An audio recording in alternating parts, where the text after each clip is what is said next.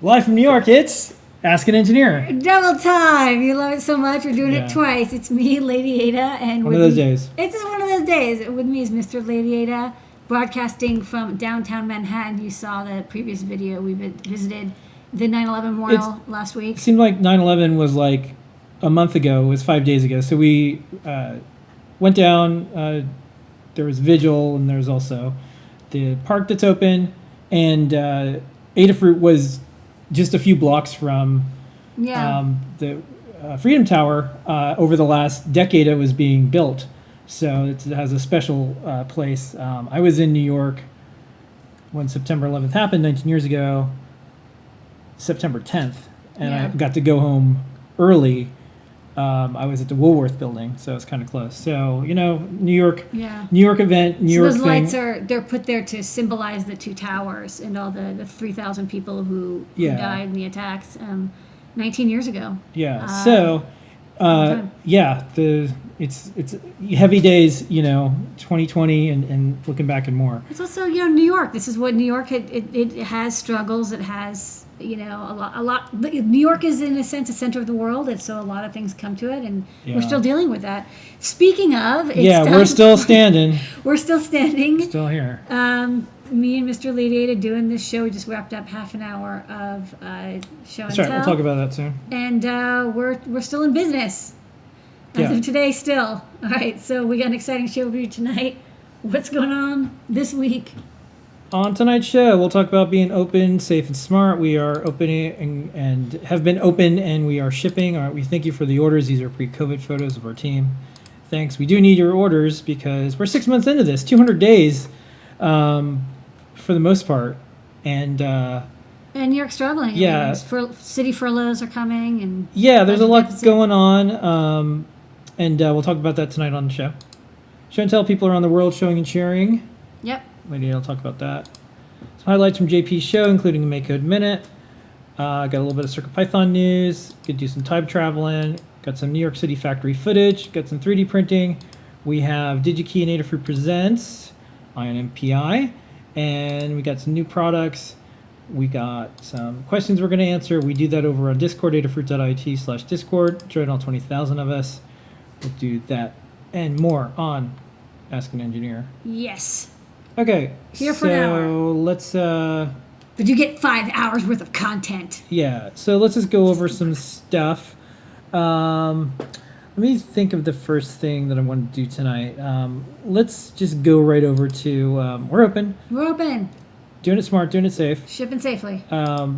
We're celebrating 50 stemmas, and when you place an order right now, you can get a stemma. The freebies are back. Freebies are back. Okay, let's talk about these freebies. Yeah, here's all the different ones that we were doing. Okay, so for $99 or more, you still get a free PermaProto half-size breadboard. People love these, so we're still doing that giveaway. But we've added a new giveaway tier. At $149 or more, you get one free Stemma QT board. And here's the deal. So you see, there's a gigantic list here. Well, you'll get one of them, and it'll be a random one. Yeah. And if you One from have the an pile. account, you make an account on Adafruit and you check it with the account. And remember, we don't sell your information to anybody, but we'll be able to keep track of which ones we've already given you, so you'll get a different one every time. And we're going to add new Stemma QT boards over the coming weeks. So as we make more Stemma QT designs, because there's a new one this week, for example, toss it in the pile, so pick one out. So this is a great time to keep your orders coming, because every time you order, you're going to get another board. $199 or more, you get free UPS ground shipping in the continental U.S., and $299 or more, you'll get a free Circuit Playground Express all-in-one dev board for MakeCode, Arduino, CircuitPython, and more. All right, show and tell, people around the world show and sharing their projects. A little bit of a reminder, we have the show and tell at 7:30 to 8, just like we used to. Like it's been for years. Yeah. We're getting back to that. We need that half an hour back. So we're still doing show and tell. Not going to stop that, I hope. But show up at 7:30. But 7:30 it is. So also a lot of folks who had some big projects that they were showing over the last 6 months got through them all. So I feel like now's a good time, especially as we really have to hunker down and make sure that we're completely focused on keeping this thing going. And we had a full house. So on the show and tell this week, Lady Ada, who's on there? I'm glad you asked. We kicked it off with our favorite person from the Midwest, Kevin. No, he's not my favorite, but he's awesome. I don't want to play favorites though, but DigiKey is a great distributor, and Kevin's from DigiKey and came by to give us an update. DigiKey is still working from home. Warehouse is still operating. They're shipping round the clock, so you can order stuff from DigiKey. I ordered stuff today, and it shipped today, and it's awesome. He's working on a new home office, and he's got some really cool like paint designs on it. And kids have started school, so he made an electronic name badge for a kid that he knows, and he showed it off. It was written in MakeCode. So if you have one of our Edge badges, it makes for, a Pi badge or an Edge badge, it makes for a great digital name badge. Not only can it run CircuitPython, but it can also run MakeCode Arcade for making custom name badges. You also had NumPager come by with the MIDI MakerWing sequencer they're working on with Liz. It looks really sweet. It's got like this wooden and acrylic and like layered design. GP hooked up his RGB Matrix and Metro M4 Airlift to display Purple Air values. So Purple Air is an air quality, a crowdsourced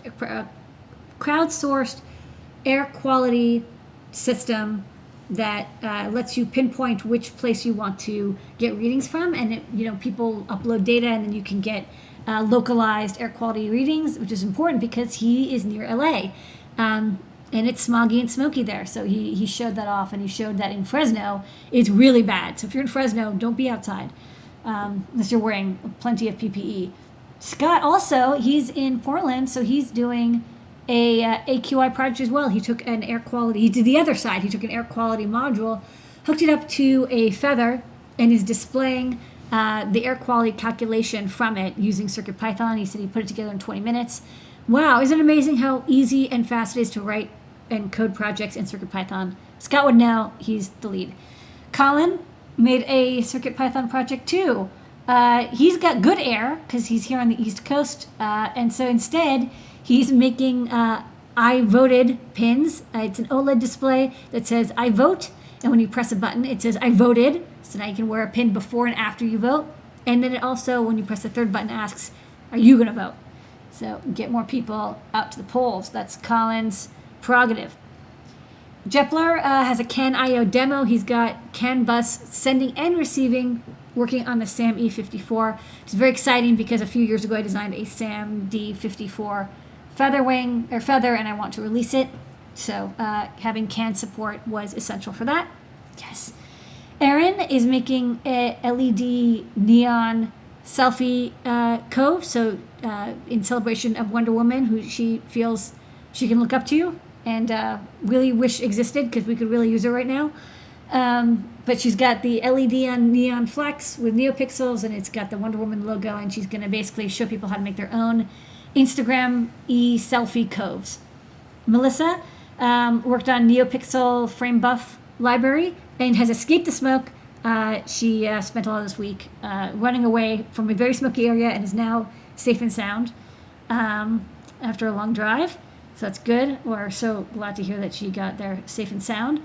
Phil B made a wear clock that tells you the exact moonrise and moonset as well as the phase of the moon. Perfect for werewolves. And Liz had a working demo for a Twitter-controlled party parrot display. So when you tweet at Blitz City Liz, I don't remember exact Twitter name, and you put in #party parrot, a party parrot will appear on her desk and dance for her and do the party parrot thing. So, all written in CircuitPython. Great stuff from everybody. Okay. Every single week we do the show and tell. It is part of our Adafruit Live series of shows. Just a program reminder, Wednesdays at 7:30, show and tell. And Wednesdays at 8 p.m., Ask an Engineer. So don't forget, Wednesday. Ask an Engineer. Wednesday. Show and tell, 7:30? 7:30. 8 o'clock. 7:30? 8 o'clock. 7:30? 8 o'clock. Wait, is show and tell at 7? 7:30. And then Ask an Engineer is at 8 o'clock. Ah, okay. Great, got it. We also do Desk of Lady Ada on Sundays around 8 o'clock-ish. And we also have a segment in it called The Great Search. Where in the world is that part I need?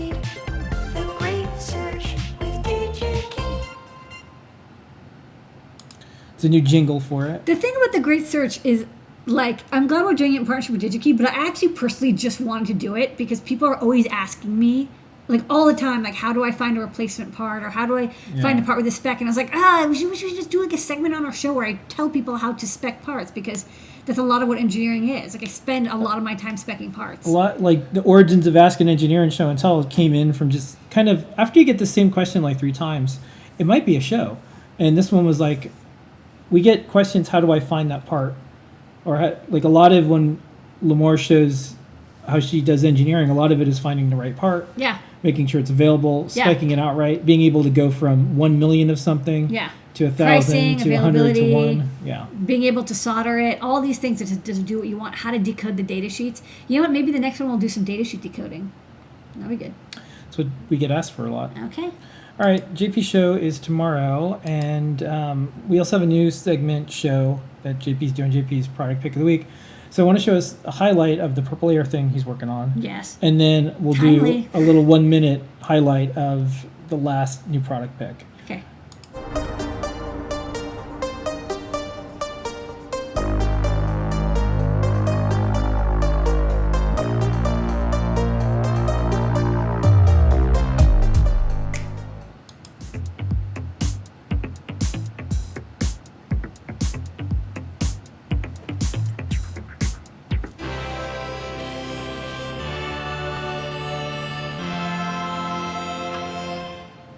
I've got it right here in my hand. This is our lovely little VL53L0X board. What you'll see is that I've got some pretty responsive range finding going on there with the sensor.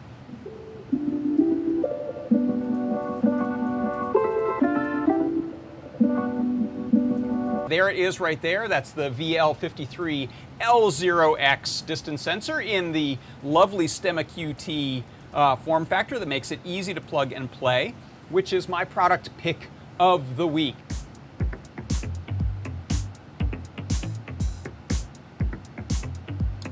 Okay, so Tuesday coming up, you'll watch the next new product pick.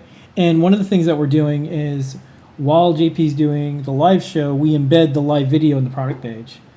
So there's a whole other world out there that does product selling, and Taobao, Alibaba, and a lot of like e-commerce entities that folks in America don't use it often. You know, it's interesting because I remember when Kickstarter, they bought a video streaming company. I remember you were like, wow, this is the greatest idea, because Kickstarter, if it had video streaming built in, that's the secret, and then they never used it. I thought because there was a lot of hardware Kickstarter catastrophes about things maybe being fake or not working, I was like, this is going to be great because the creators can turn on the camera and say, here we are at the factory, here we are with the latest prototype. You can see it.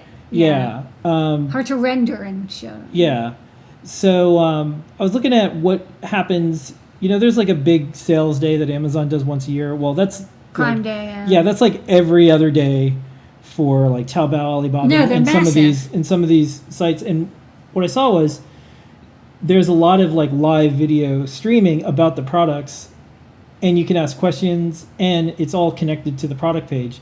And for us, that actually works out really well because JP can show the Stemma thing. It's in the product page that you want to go to. You can be looking at, this is something that I was thinking of doing. You can look at the data sheet. You can do all this in one spot. So we're embedding those in the product pages. So look for that on Tuesdays. We think that's a neat thing. Yeah. Amazon bought Twitch for this reason. We aren't Amazon. Yeah, I mean, I think it would be interesting for Amazon. I think the thing that makes it work on Taobao is that the people doing the videos are not necessarily the vendor. They work with the vendor. Yeah. But they're contractors. I think it could work out for some of the bigger Amazon sellers. I wouldn't be surprised if it showed up. I mean, like, why not have QVC for Amazon? Yeah. Like, it works great. There's been some attempts. We'll see. I think a lot of these things are consolidating these video services. Like Vimeo's out there, and they have a live thing, and they're kind of independent. So, anyways, we also do Make Code Minute every week, and so JP, take it away. The latest Make Code Minute.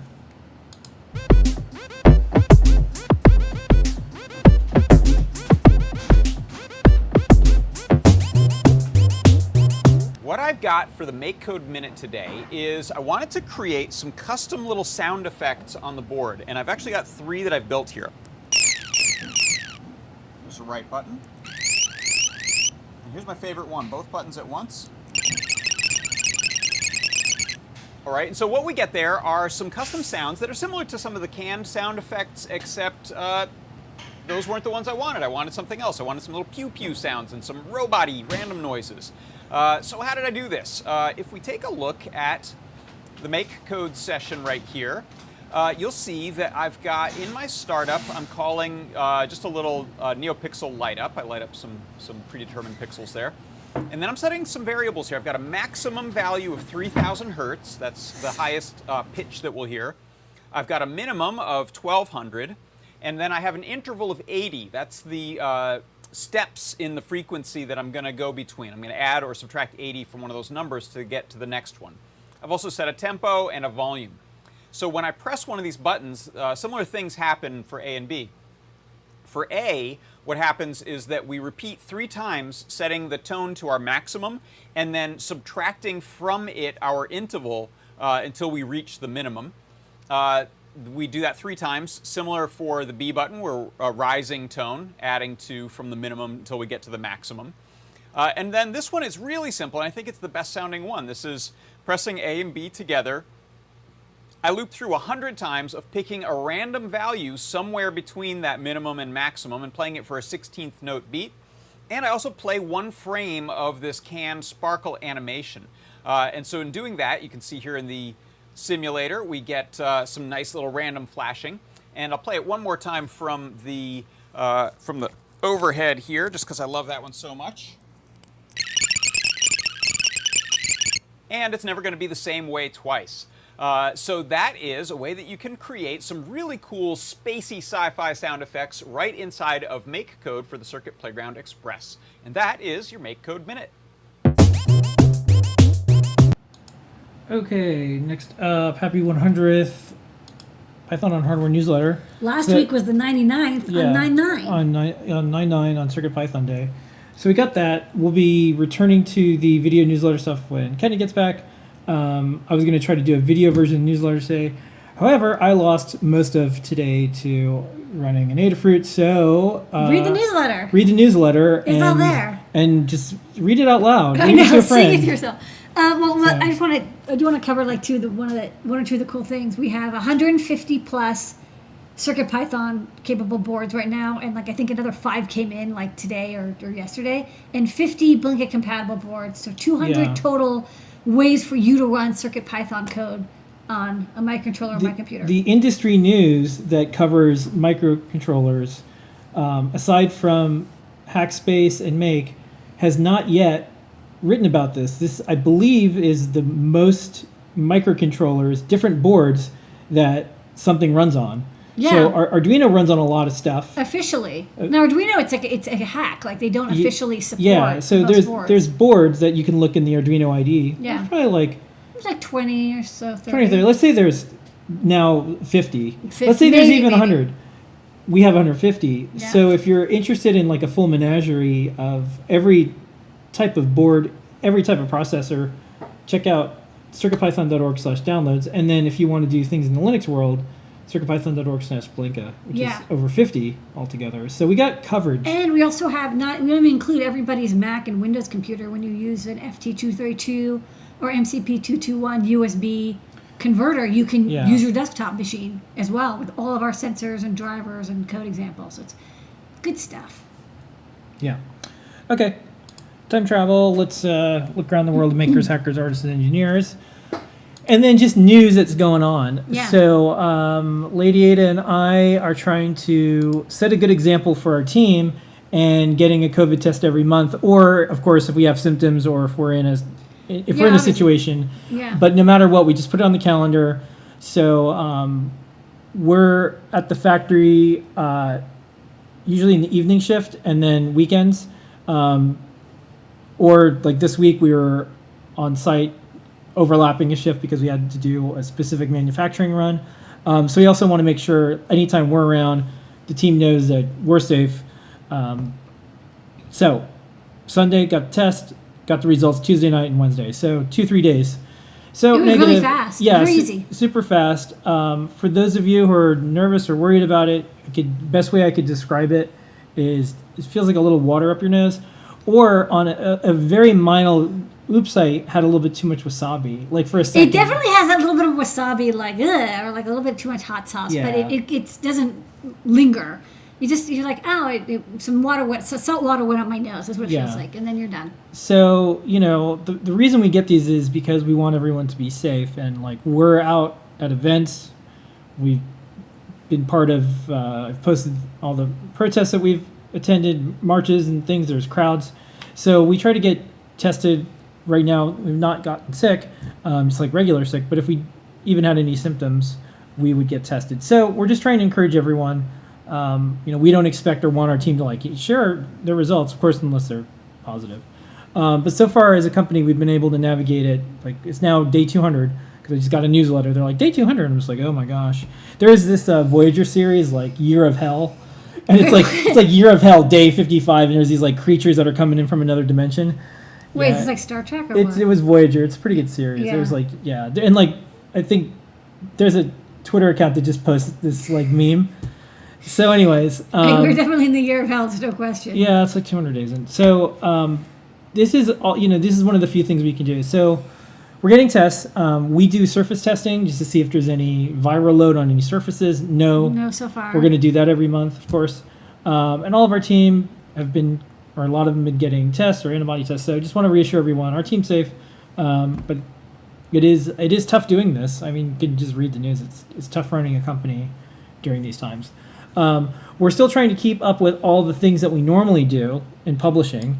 So this month is National Hispanic Heritage Month 2020. You can see a whole series of posts. So artists, engineers, scientists, authors, you name it, there is some representation on our site for this month. We do this all year, but this is one month in particular. We have if you have Native American History suggestions, Month, we have send them in. African American History Month. Yeah. We have that.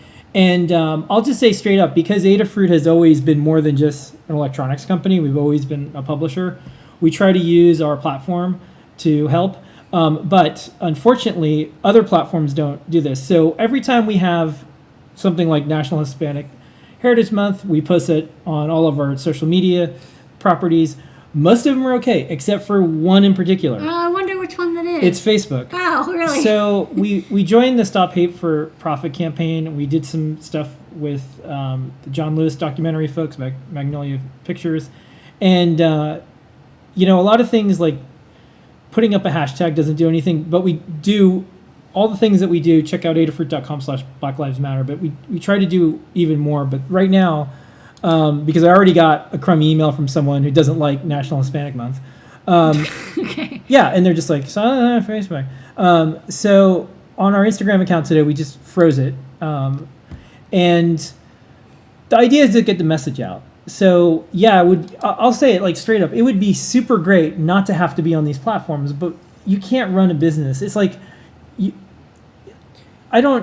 It's like not having electricity. It's like it's like- internet. It's like, well, So okay, to function as a business and a brand as a company, unfortunately or fortunately, there's places that you have to like do something. Yeah. Or if you don't, it's really difficult to get your message out. So we have a big following on lots of platforms, but today was Instagram. So on Instagram we have this square. Well, I and think it's just to raise awareness, and we don't want Facebook to go away. We just want them to enforce their own rules, because what we've seen is Facebook in particular, and often Instagram, is used to target people of color specifically. Like, that's what it's being used for. Yeah. And because of Adafruit, and when you look at a picture of us, people look at our photo, and then they see, oh my gosh, you also have National Hispanic Heritage Month. You guys. And it's a very small number of people, but it's only on that platform. And, when we get crummy stuff, we'll report it, and they'll say, oh, it's not against the community standards, but it's like, this is a shocking thing, and like, what are you talking about? Yeah. So anyways, we have that going on right now. If you go to instagram.com/Adafruit, we'll be back tomorrow. We did the pause on advertising. We were the first company right after North Face, and we'll continue to do everything we can as an electronics company. That's what we're trying to do. One thing I want to ask you about this, Lady Ada. Yeah. So ARM is now acquired by NVIDIA. They're trying to. I don't know if it went through. but Yeah. they're trying. I think it's interesting. I mean, NVIDIA is a massive semiconductor manufacturer. They kind of own the GPU market. The GPU market is really big. Everybody has GPUs. Game stations have GPUs. Our Nintendo Switch has a GPU in it. And now they have the cash, they have the money to buy ARM, which is interesting because ARM is not I don't think it's it's a British company. It's not fully American, and so I don't know whether the UK is into this or not. I don't think they're going to be so excited about see. it. A great opportunity for RISC-V, right? I mean, like if you're an NVIDIA competitor, now you're like, Yeah. I don't want to use ARM chips because I'm putting money in the pockets of my competition.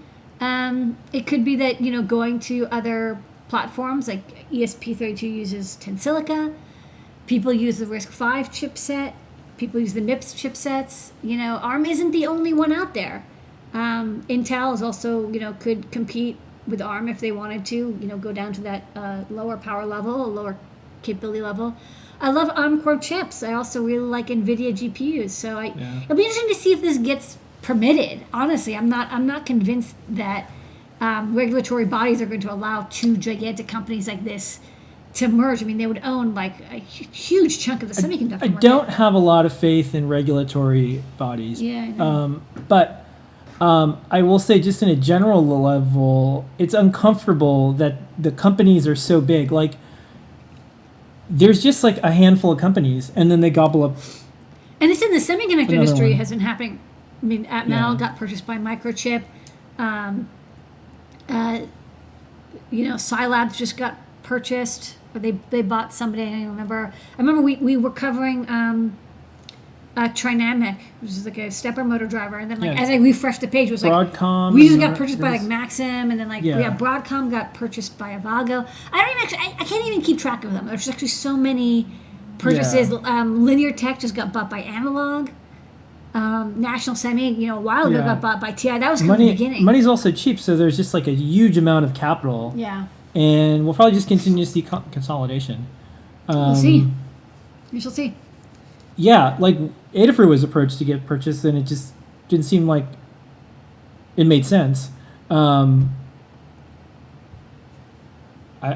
eventually, there's just going to be like every giant company in Adafruit. Like, Yeah. I feel like we get emails from these giant companies like, we want to work with you, but we don't want to pay. We have no budget. We have these multi. No, they by the spent way, like $50 by the way, billion by the for way, it. let me just like rant. Break for, it down. Let me just rant for a second. Yeah. If you're a multinational, multi-billion-dollar company that has like 50% year over year, please don't do the following.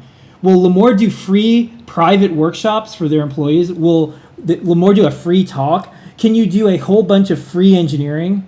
Like, this is like, and I asked straight up. I showed you the email. I'm just like, hey, I just sent this. I didn't even ask you. I'm like, hi, giant company's going to remain nameless. You're saying With publicly held market cap of like $500 million. no, I looked it up. You made $33 billion last year. You're year over year 30%. You don't pay any women in tech for your women in tech thing that you want to do. Anyways, Did they reply yet? I'm never going to get replied to.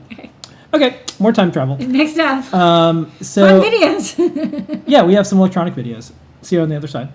All right, Lady Ada, what is this? Hey, I'm testing out some new prototypes I just got. So this is a new board called the Matrix Portal, and it's got a SAMD51, an ESP32 airlift, logic level shifters, an accelerometer, some buttons, USB-C power, and it plugs to the back of an RGB matrix.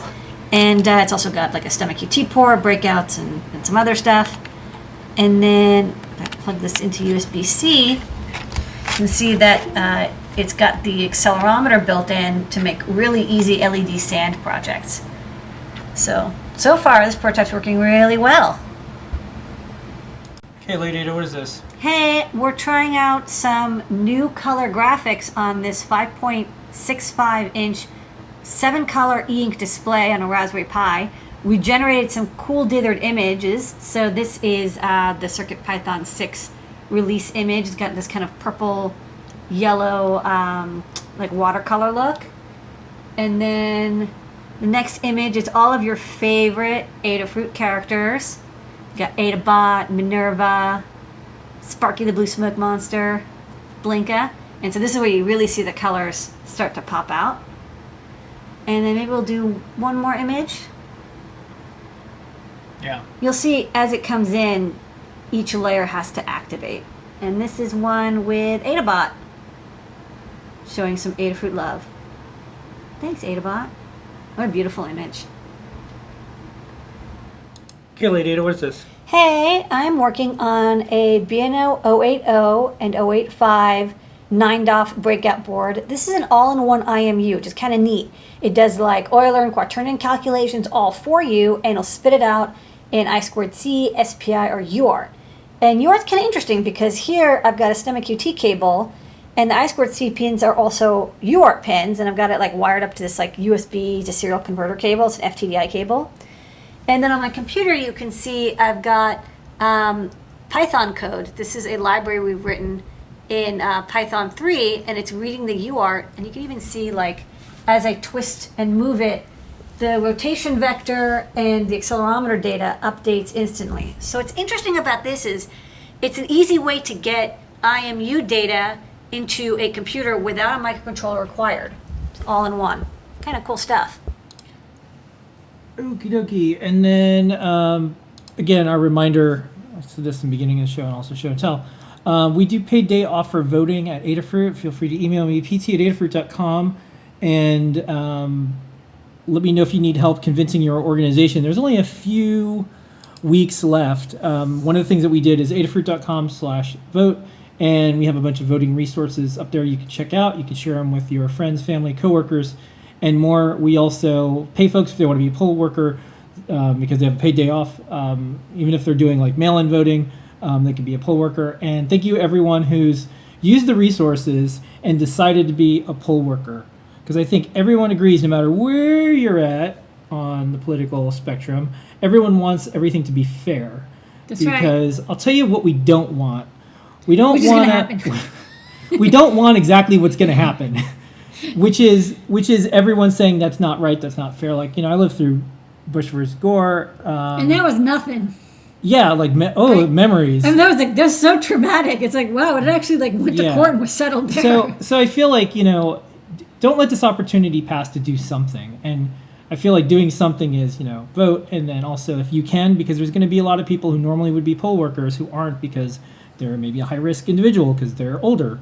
They're not going to be at the polls. That's right. So please consider it. There's a lot of things we can do, and it's just voting. You don't have to say, here's my political party or anything, because that definitely, if you don't like arguing, or if you do like arguing, that's something to do. But I think just in general, people getting used to the idea that we can all participate in some way in this democracy this year. Yeah. Plus, assuming you make it to old age, everyone's gonna ask, what did you do during 2020? What did you do? How did you contribute? Yeah. So How did you make things a little bit better rather Yeah. than a little bit worse? Yeah. Okay. So other bits of time travel that's going on. Let's talk about some open source hardware. We're an open source hardware company. Even more so than ever. I know it because large giant company wants you to talk about open source hardware And not pay me. and business, and they have no budget. Well, it wasn't for me. I was actually going to donate. Yeah, we even say it's not. What one of the things I've seen high profile women speakers say is they say if we just said pay us, then they would eventually have to start doing it. And it's interesting because sometimes I get asked to speak, and there's here's the amount of speaker fee. Yeah. And when it goes through like a press thing, it's like, can Lamore do it? And I always say hey, is there a speaker fee? And the bigger the company, the more the answer is no. Yeah. The smaller organizations are like, oh yeah, and so. It may not be big, but it's something. Yeah, and we usually decline it. And we usually say, oh, can we donate it instead? Yeah. So anyways, just speaking of that, because I just had to pull some open source hardware stats. So congratulations, Open Hardware Association. There is now 109 certified open source hardware projects, and 1,009. Oh, sorry, 1,000. What did I say? 100. 109. It's 10 times 100. Yeah, I'm missing a zero. That's okay. So this 1,009 and 421 of them is from Adafruit. That is about 43%, Approximately. something like that. So yay! We just put in a new batch, and don't forget that Open Get Hardware yours Month in. is in. So, anyways, back to us. Okay. We have 2,289 guides. I'm glad about Lady Ada, that. What's on the big board this week? Okay, starting off from the top left, we've got a guide that Brian and I wrote for the new BQ24074 universal charger that can use USB-C, DC, or solar input. So that's very exciting. And we also have a guide from Aaron on making these beautiful compact LED necklaces with a resin cast and a itsy bitsy and a lipo charger. And she purposely made this a very thin project, so it's not a big bulky electronic thing. It's actually a very nice, slim necklace. Next, Yeah, I'll play the video after this too. we also sorry. video. Can you make it a little big? I can't remember which. The guy Yeah. is. Okay, sorry. Yeah, the custom scrolling quote board matrix. So this is neat. So JP and Melissa, what they did is they're using Adafruit IO to create a text box that you can edit from any. You have an Adafruit account. You can edit it from anywhere. And you put all the quotes that you want to display on your LED matrix, and it will scroll the quotes by connecting to Adafruit IO. So you can you don't have to set up a web service. You don't need to glitch. You don't need whatever. You just go to Adafruit IO. You have the text in a box. You create a new box on the dashboard, enter in the text.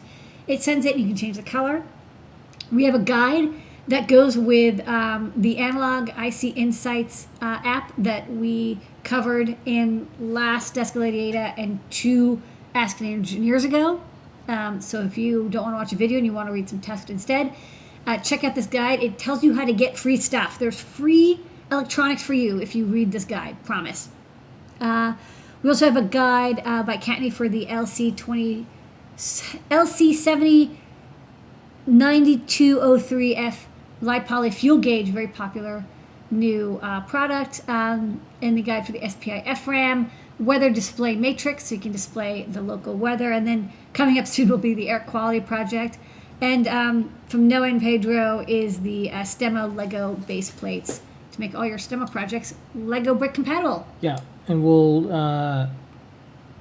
show some of the projects and more. This is the weather thing, and then I also have a video from Aaron, so we're gonna check that out.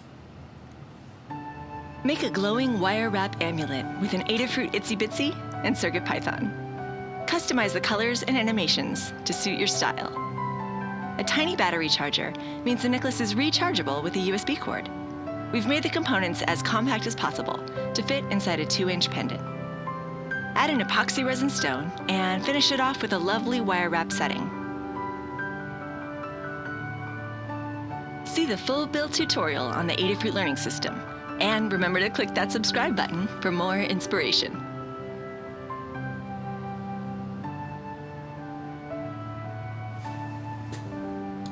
Okay, main New York City factory footage. Take it away, Adafruit Factory.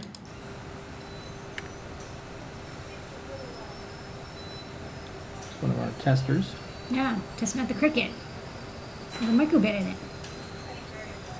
Done.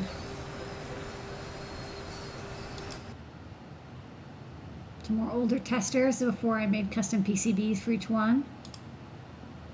This is how we make testers nowadays, with Isaiah Tester Master crafting a new tester.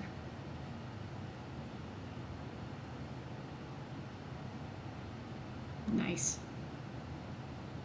That's how fast we move. Yes, the coffee's good here.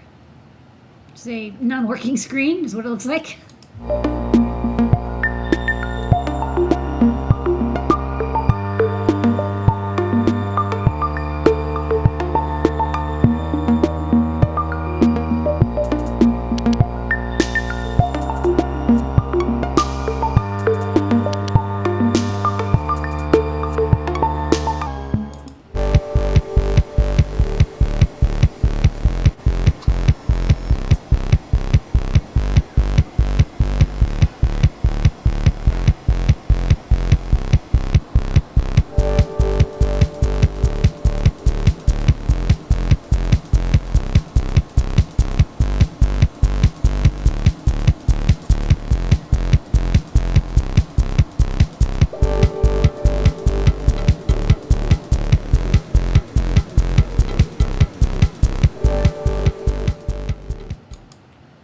And there's still construction going on outside our window. This is the Disney headquarters that's being built. All those Disney Plus subscriptions But you see little trucks coming in, they get filled. Yeah. Oh, look, there's like a line of them. There's like 5 trucks lined up. They get dirt and they go out.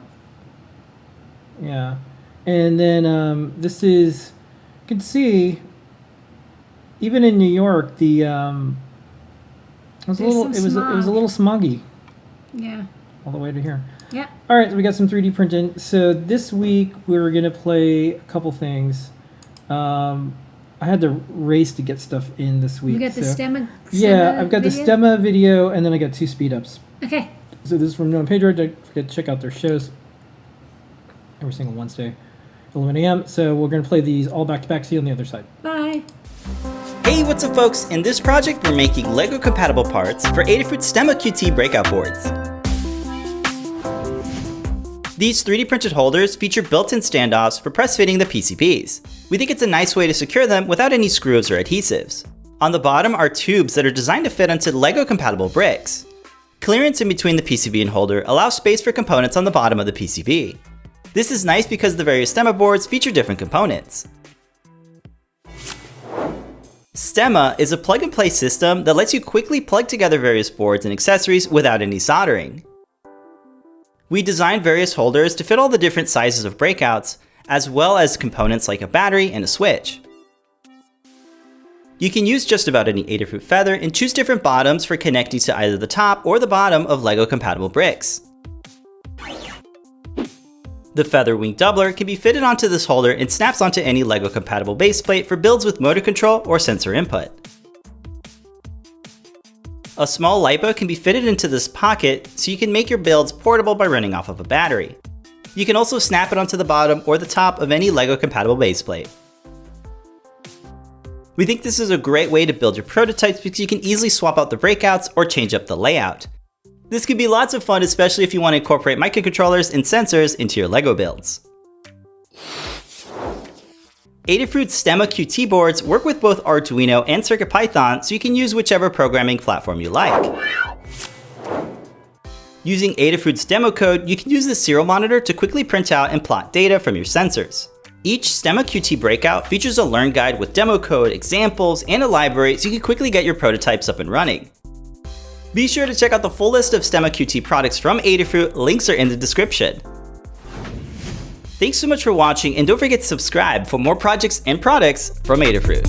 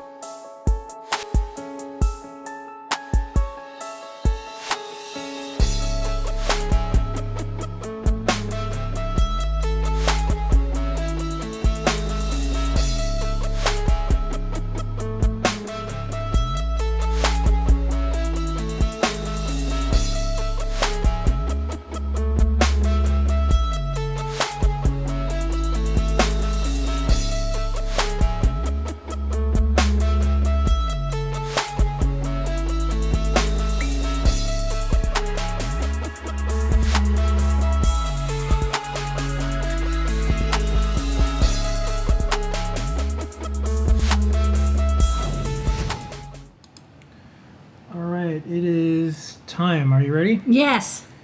DigiKey and Adafruit present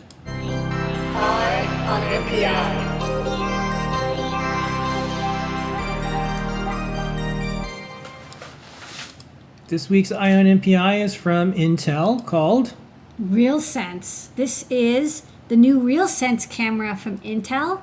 Very exciting depth technology. I think you have a real sense of I have a what real this is. sense of how real this is. This is cool. So it's from a group at Intel called RealSense. And this is actually an NPI that you came up with. I don't know if you remember, but you sent this to me and you said, this is really cool. This is from earlier or late last year. And Yeah. I booked an order and it didn't show up till now, but now you can get it on DigiKey. So I thought this would be make for a great NPI. So this camera is this little like round puck. It's like, like a smaller than a can of tuna fish. And it has an RGB camera as well as a LiDAR camera. And it's got like extremely high resolution. The depth camera is 1024 by 768. And the RGB camera is 1920 by 1080. So it's a very high resolution dual camera with a simple USB interface. There's this really cool exploded view that shows you in the front there's the RGB camera, then behind it there's a LiDAR. There's a control board. The control board has an IMU on it as well that you can get data from. I think it's the BMI 085, so it's a IMU from Bosch. It's a nice IMU that we like their family of sensors. It's in this metallic tin can. It doesn't have a fan on it. There's no moving parts other than, of course, the LiDAR itself. And it's fully integrated and comes ready to go. I mean, you basically just plug it into USB, you run their software, and that's me. That's the depth field. You can see blue is closer, red is farther. You can see my wall and my LiDAR shadow where it can't see behind me. That's cool. And it just worked. And it was like full, 30 or 60p, frames per second. It's like a smaller, high-end programmable Kinect when people remember that, right? Yeah, Sort of like it's that. just basically like really easy to use. It shows up as two cameras. You can see at the top there's the depth camera and the RGB camera, so you can connect them with any camera input. And I just opened up like the Windows camera app and I connected, and you can see the depth data is just, it comes in on the green channel, and it just tells you the depth of data overlaid with the color info, I think. And then you can also export data from their application. So this is a poly file. So it's it's a 3D file. So basically it's like built-in 3D scanning capability, which is one of the things that people can use it for. Could be great for robotics. It could be good for machine learning. It could be good for 3D scanning, environmental sensing, all sorts of projects because it's so inexpensive. One of the things that I really liked about this camera is sometimes we get LiDARs and the support software is like really marginal, but the Intel RealSense website has a lot of really, really good information. They have example code snippets for common things that people want to do. It's like, okay, you're trying to get the depth data and correlate it. You want to convert it to millimeters. Here's code availability, and there's Python and C# and JavaScript. They have basically code available in every which way. And they also have a GitHub repo with a library. So this is cool because when we worked on the Kinect Hack project, which was like almost 10 years ago, it's close to 10 years ago, there was no library. There was no way to connect to the Kinect. We had to basically run a contest, and hopefully somebody would write libfreenect, is what it was in the end, or libfreeConnect, where you would be able to get the depth and RGB data. But that's since it was only 640 by 480. Now this is like 768 or 1024, and beautiful resolution, very fast. Don't need anything special. Just comes out as plain video data, and then you can also get the IMU data. So check it out. I think if you want to add a LiDAR with camera to any of your projects, whether it's machine learning or robotics or navigation or site scanning or 3D scanning, or anytime when you want to have more than one point of distance data, it's only a couple $100, and it with great support, easy to use, has a USB-C port on the side. You just plug it in and you're ready to go. I say this is a pretty sweet design at a really good price. Available on DigiKey. That's right. You can order it tonight and have it tomorrow morning. Yeah. Check out the URL below. You can type that in to go straight to The, Yeah, you can also just search for it on the site. the And we Intel have a RealSense. 1 minute and 30-second video from Intel. Let's play that. Okay.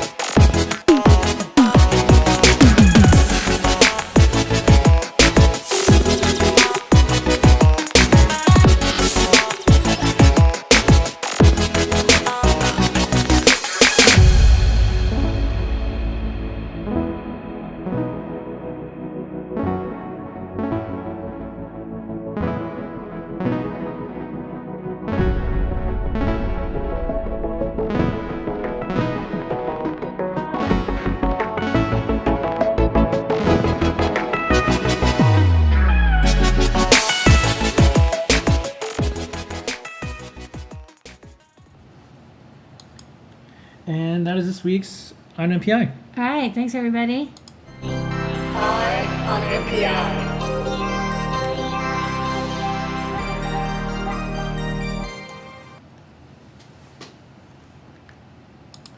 Okay, Sweet. let's That's what Lily has her. It's eye on you. let's roll right into new products. You ready? Okay, let's do it. New, new, new, new, new, new. New, new, new, new, new, new, new, new, new, new, Okay. new. All right. First up, just a reminder: we're open. We're shipping fast. We need your orders. We want to keep doing this. And we've got freebies. yeah, Free and we stemma. have freebies. Sweet. So don't forget that. Yeah. Okay, first up. All right, first up, we've got, this is going to be, I think, a very popular one for the people who need this kind of thing. You have an I2C connection and, you have maybe like 1 foot of cable, but what if you want an I2C connection that goes 100 feet? What do? I2C normally isn't designed to handle cables that are 100 feet long unless you have one of these LTC 4311 active terminators. This thing is really cool. So this is what your I2C normally looks like, right? You've got the pull, there's an active pull down. So that's the straight line of the sawtooth. But then when a device wants to release the bus, because remember it's a shared bus system, the weak pull up is what brings the signal high. And if you have a very long connection, that capacitance coupled with the resistance of the pull up creates that RC constant, which is what you see in the sawtooth wave. There's also some resistance of the cables as well. So you can mess around with the resistance, make the resistor smaller, so that will reduce your time constant and make your sawtooth wave a little bit less sawtoothy. But at some point you're just fighting the capacitance of the cable and you can't make the resistor any smaller. That's where the active terminator comes in. Plug it in, and this chip will automatically detect that the SDA and SCL pins are starting to come up. You can kind of see it curve at the beginning of the sawtooth. This chip will kick in and dump a ton of current in and pull that line up solidly all the way so you get a nice square wave. So if you look at this demo here, what we've got is a trinket connected to an OLED display and then the active terminator below it. And then on the right, we have the I2C pins connected through an Ethernet cable that's 100 feet long to a BME 680. And when we, as long as you just set the I2C frequency to about 100 kilohertz, which is kind of standard on Arduino anyways, you're able to communicate with all three devices, even though there's this 100-foot cable. So this is a perfect perfect add-on to your I2C devices when you have long sensor distances. It's plug and play with stemma. Just put it at the beginning of your chain. If you have questions about the capacitance and the current draw, whatever, check the datasheet because it doesn't act as a I2C device. It just sits on the bus and just helps it along. It's a little helper. Next up, a respin of one of our favorite old products, product 390. One of the first ones we've made, that's a really old product ID, was our USB DC solar charger. And it's done us very well for many years, But I wanted to upgrade it, first up because I wanted to put USB-C on it, but also wanted to see if there were some other chips that had come out in the meantime that could improve the capability of a universal charger. So what I did is I found the BQ24074, put on a breakout board with 2.1 millimeter DC jack, USB Type-C, 2 JST outputs, and this is a really nice universal charger. So let me tell you what it can do. You can use any DC power from 5 volt to 10 volts, so that's higher than our previous breakout, which maxed out at 6. So you can go up to 10 volts. You can. It also has input protection up to 28 volts. USB Type-C connector makes it easy to plug in power from any wall adapter or computer. It'll use 5 volts off of that. If you want the D plus and D minus pins, those are available also, so you can kind of like chain this into a dev board. The output, there's a charge port. The charge port can charge up to 1.5 amps, which is pretty high. Very handy when you've got one of those 2,000 or 3,000 or even 6,000 milliamp hour batteries. You want to charge it a little faster. This will do 1.5 amp charge rate. You can also set it to 1 amp or 0.5 amp, or if you want, just cut the jumpers all together and put in your custom resistor. The output is load shared. So if you plug in the battery into the charge port, the output port will always have no more than 4.4 volts on it. And it will automatically use the USB or DC power if that's available, and only supplement it with battery power if you end up drawing more current than that's available from DC and USB. So basically, it tries to not drain your battery. If you have a USB or DC plugged in, your load will never be higher than 4.4 volts, so it's good for 3.3 volt linear regulators. It's also good for up to 5 volt boost converters. It's a nice voltage, and you'll have automatic load sharing up to 1.5 amps. It's got an optional thermistor input if you want to use a thermistor. There's a power good LED. There's a charge LED. Best of all, it works with solar without needing any extra capacitors or anything. It's got a built-in capability to automatically reduce the amount of charge current so that the voltage doesn't collapse. It's like an input dynamic power path thing that's built into this charger chip. So if you use a solar panel, I just plugged one in, it'll automatically draw as much current as it can, basically kind of like a max power point type thing, before the voltage dips below 4.5 volts. So you get the most current output. It's nice and stable, it doesn't oscillate. So this is a great universal charger. Even though it works with solar, you don't have to use it with solar. DC power, 9 volt, 5 volt, USB-C, all works with it. So it's like an all-in-one, everything you ever wanted to charger. Next up, Matrix Portal. We've been doing a lot of Matrix projects, and I wanted to make it easier to build some of these internet-connected projects. Historically, we've used a Metro M4 Airlift and an RGB Matrix Shield. So this breakout plugs into the back of a Matrix and does it all. So let me grab one and I'll show it off. Overhead. Okay, so what we've got here is a SAMD51 Cortex M4, so it can run up to 200 megahertz. Type-C, everyone's like, when are you going to do USB Type-C? Okay, now, everything is with USB Type-C, okay? Leave me alone. ESP32 as a Wi-Fi coprocessor, so that lets the SAMD51 do all the LED matrix driving and any CircuitPython or Arduino code, and all the Wi-Fi and SSL stuff is handled by this chip. Level shifting, onboard SPI flash, breakouts for analog pins, UART, SPI, all that good stuff. STEMMA QT connector, so you can use any of our 50 plus boards on it. 2 user buttons, side buttons, and then 1 reset button that's kind of recessed.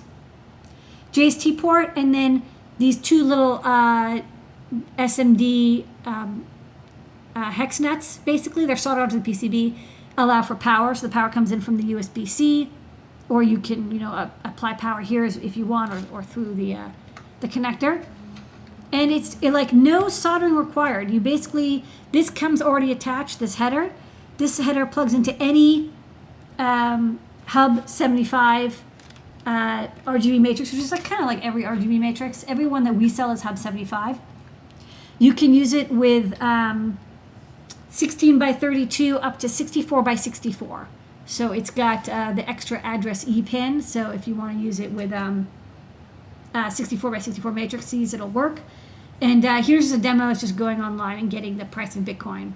Congratulations, it's about $11,000. So this is running CircuitPython, which is very easy to make RGB matrix projects. You can chain the matrix. In this case, there's only one right now attached, but you can make a long string of RGB matrices as long as you don't run out of memory. And the SAMD51 has 192K, so you're good for quite a bit. And we have a really great new library, sorry, let me just focus lock. The Proto Matter library, which runs on this SAMD51 and is optimized for driving these displays. So you get like these beautiful, colorful displays. Almost no work required. And now you don't even have to solder, you don't have to worry about the wiring, because the wiring is the hardest part of using these LED matrices. People always, it's hard to mirror it and you get it wrong and it has to be a certain pin and the clock has to be on the same port. It's all taken care of, just plug and play to make internet connected LED devices. All right, next up. Next up, this is a 1.25 millimeter pitch connector pair for inline connections. People who are doing wearable projects or lightweight projects or the stuff that goes into drones, they want very small, thin connectors. These are Molex PicoBlade compatible. You get one socket, one plug, I think like 10 or 20 centimeter long polarized connectors. You can use them power or kind of anything you want. And we'll get some more pin quantity ones, but we're starting with 2 pin. Okay, next up. Ooh, this is something you like. You like these security cables. Yeah. So this is a cable that's a USB-A to USB-C, so it's good for charging or using with your phone or whatever, your USB-C, or your Matrix portal, which is now USB-C. But in the middle, there's a switch, and it can change it from being a data connector, like a sync cable, to a charge cable. So if you want to charge your device from an unknown charging source, and you want to make sure that it's in no way accessing the data on your phone, which is something you have to worry and think about these days, like you don't have enough to worry about. This cable has a little switch in the middle. You flick it, and it goes from data, where the D plus and D minus pins are connected, or charger, where they're disconnected. That's it. We already have versions of this for like USB to micro B. Now we have USB Type C. Next up. We have another soldering iron. I always like these pen type irons that have built-in temperature setting. So this one is from Atten. They make really nice soldering irons, and it's got a little LCD with buttons on it, so you can set the temperature right on it. It's a pen style, so it plugs right in. You see it's nice, easy to use display, and it's like 60 watts, which is impressive. Usually you don't get pen type irons with so much current. It's a little bit big, but for a pen type, because it has to be so powerful, just plug it into your 120 volt power, and you're good to go. I think it's a great toolbox iron or beginner iron. It's inexpensive, and I like that you can adjust it from lead free to lead solder, and it works with any Hakko compatible tips. Next up. Next up, never stop stemming. That's what you tell me every morning, and I have not stopped since. So this is another stemification. The TSL2591 is a long-standing Lux light sensor that we've had in the shop for quite a while. This is product number 1980, a good year for breakouts. Now available in STEMMA QT format. Plug and play, it's the same price. You get the same sensor, same schematic, still 5 volt or 3 volt usable. I2C is level shifted as well. And it's plug and play, so you can use it with anything that has a STEMMA or STEMMA QT or quick connector. We also have adapters, so you can use these with Grove devices as well. Okay, and the star of the show tonight, besides you, Lady Ada, team, community, the customers, is we have, I'd say, like the early release, the first round of Yes. the Braincraft hat. We do. I just put some in stock, so and I haven't notified many of the back order. So if you want to pick one up, now's a good time before we notify people. We finally have the Braincraft hat. This was almost a year in the making. Things got a little bit complicated in New York for a few months. It got delayed. So it's supposed to come out in March and it didn't. But it's out Yeah. now. So the Braincraft hat is our idea of how you want to make machine learning projects for boards like the Raspberry Pi. I went through and actually made a bunch of projects, and Spotlight. yeah, hold on. I will. I'll show this off in a moment. Paintbrush lighter. Yeah. Maybe I'll point it at itself. So we wanted to make something that makes it easy to do machine learning projects. So I actually went and built a bunch of projects using TensorFlow, using Google Assistant, using Alexa. And it's like, okay, well, what did I learn from all these? What is the things that would have been really handy while building these projects? So for example, TensorFlow Lite runs on a Raspberry Pi 4. So there's a Pi 4 underneath here. And there's not a lot of, this room is a little busy. So instead, I got this iPad with a picture of a tiger, and you can see it's like, hey, I see a tiger. It doesn't know that it's a photo of a tiger. It thinks it's a real tiger. That's cool. And If you're worried about tigers, a photo of a tiger, that works. yeah, that's fine. It's neat. It says windshield, and then before you glanced over at the mouse, it said mouse. Mice it actually usually does recognize. Yeah, there you go, mouse. Yeah. Tiger, mouse. Tiger and mouse. So two great things that go great together, except for the mouse. So what? I'll just point this up at the ceiling. So to do vision projects, one of the things I noticed is that it was really annoying to do them without having a visual representation of what's going on. So in order for people to make easy projects, I decided, okay, let's put a little TFT display. So the display shows exactly what's on the camera, what the camera is seeing. Hopefully it'll say like human or something. No, I'm not human.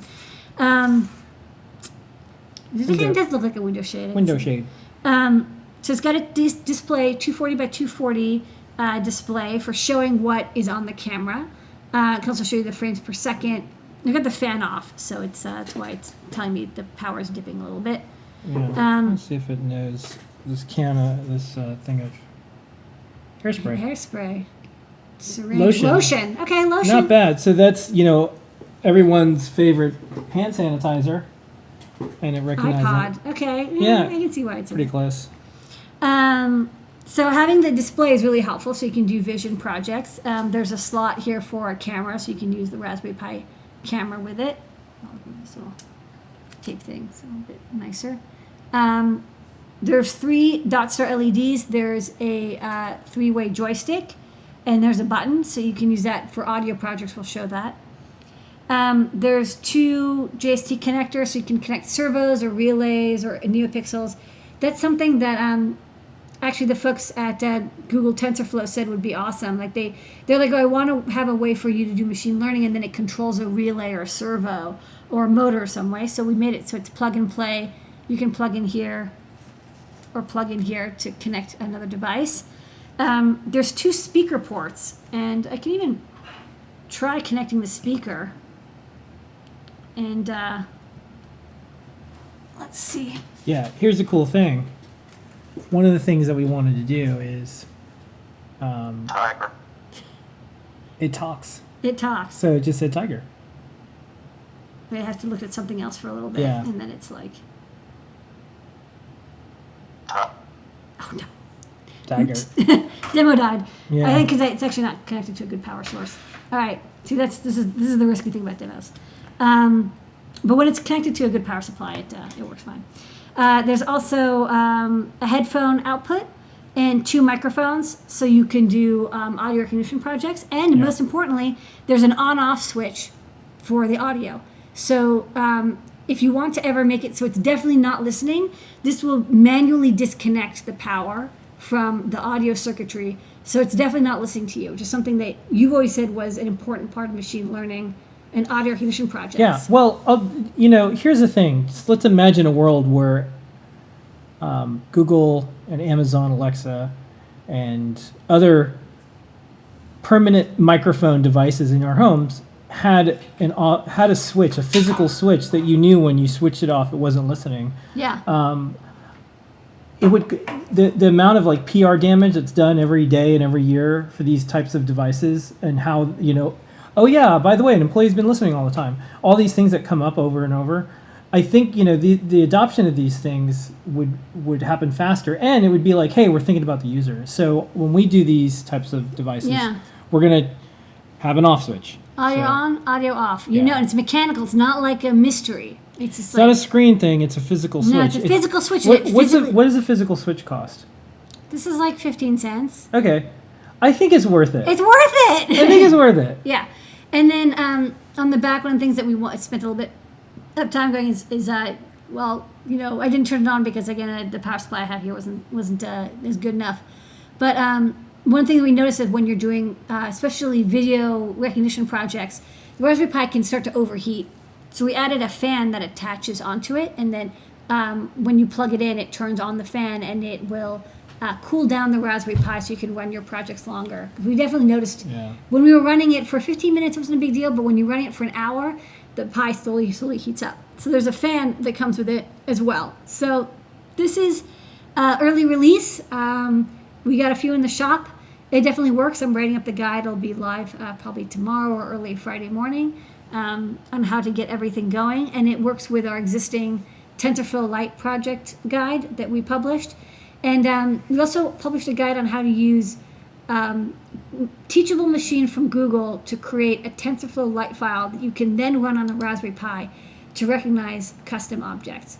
So yeah, I think it's kind of cool. I think this will make it easier for people to start exploring TensorFlow Lite and other machine learning projects. Like I saw today, there was a project somebody did with a Pi that recognized license plates. And I think when you have a standalone computer that can do some of these projects, they might take off. Yeah, and here I feel terrible because I do, because normally for a product like this I would be doing a big launch and everything, but like it's been terrible. It's been a year. I mean, I would have like a bunch of things going on with this launch, and so we're just gonna launch it. We're just gonna launch it because you know what? I was gonna wait, but then I was like, you know what? Let's just get it out. there was a couple friends of the company that I wanted to get them one, but it's just like we just literally got finished making these today.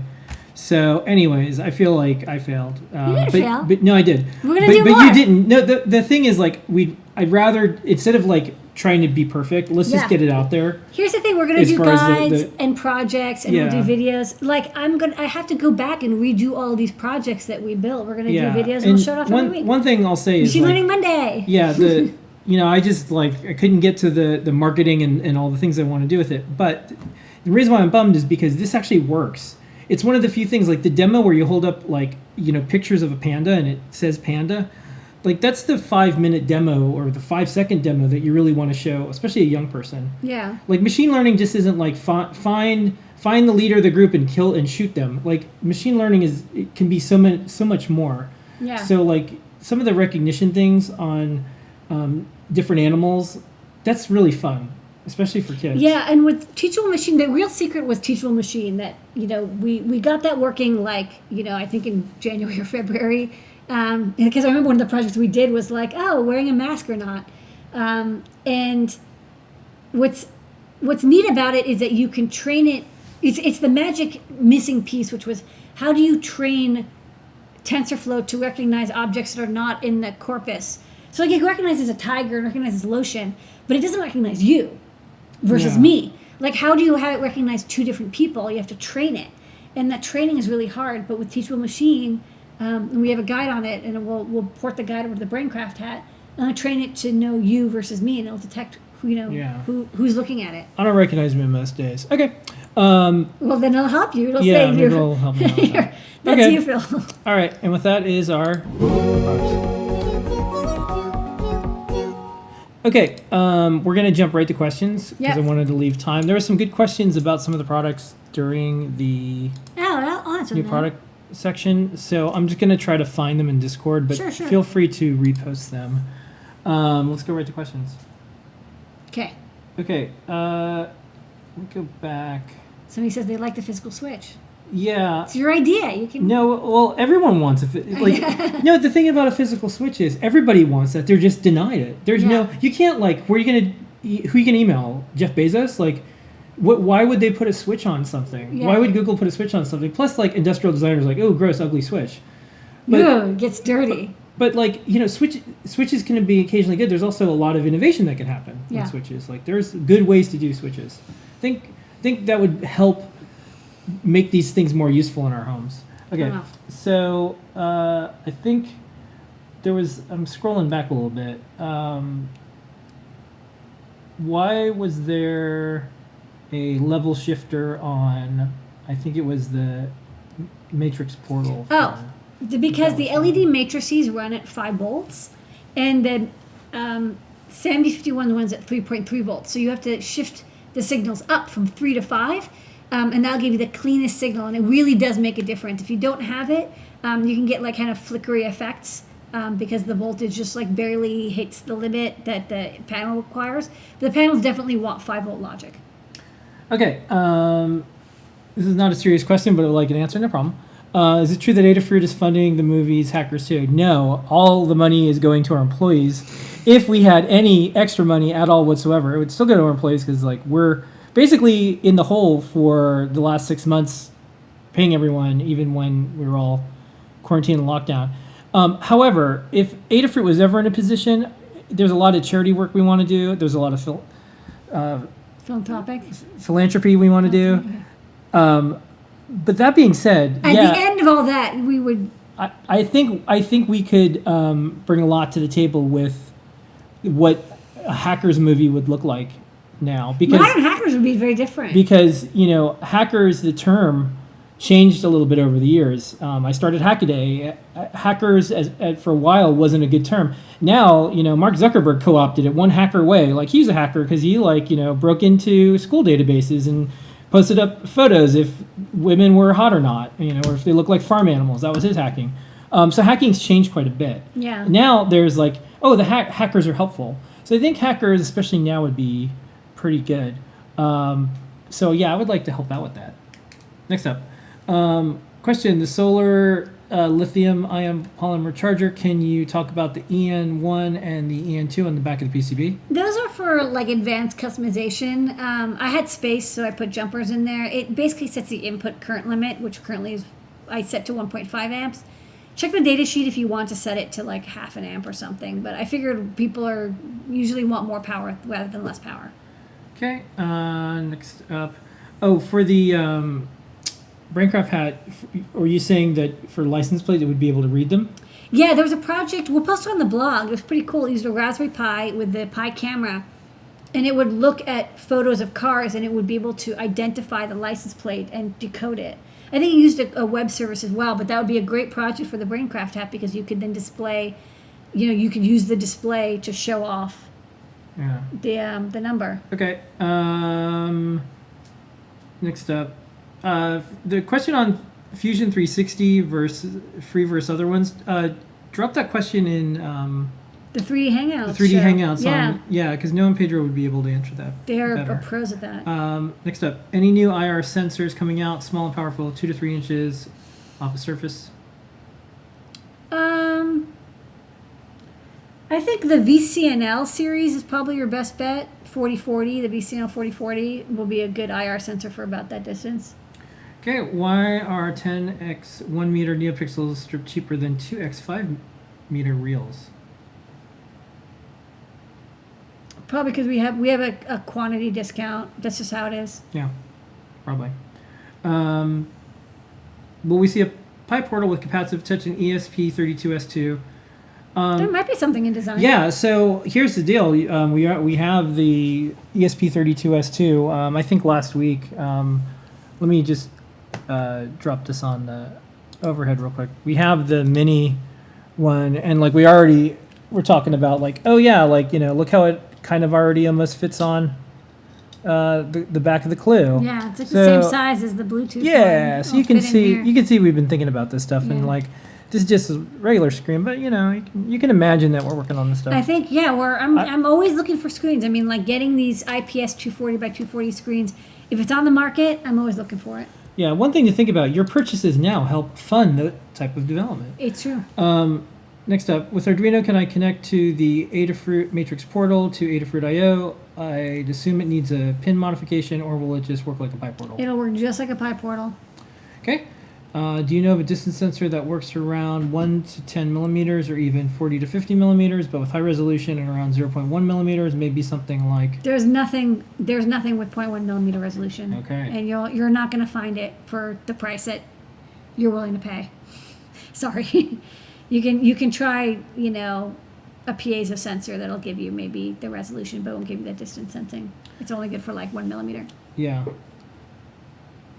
All right, and I think that's going to be Okay. it shortly.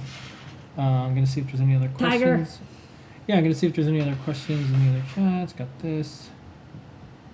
Yeah, so thank you. Yeah, shipping beats perfection. Yeah, so like here again, I wanted to have like a marketing launch in addition to the hardware launch, like we do with a lot of things. Like, oh, here's a vid in action. Here's a bunch of things. We worked with these different groups, and they have this machine learning thing. But that would just push things out. So we're getting I it out wanted there. to get it to people. I think we're gonna have another run of boards. We're gonna keep making them, and we're gonna build on it.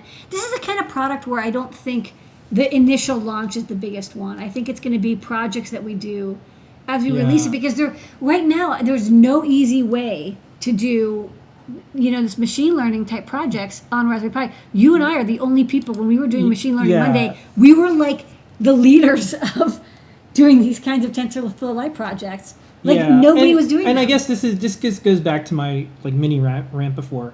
So there's multi-billion-dollar companies that are like, oh, we want Limor to do like a private event for our company about machine learning. Yeah. And we're like, okay, What's like the future can you, of AI? like, do you have a budget for this? Like, what you're outlining is a lot of work. Oh no, this would be for free. It's good for your portfolio. Tiger. Like, like if you're a freelancer, it's like, oh no, do a free website. It's good for your portfolio.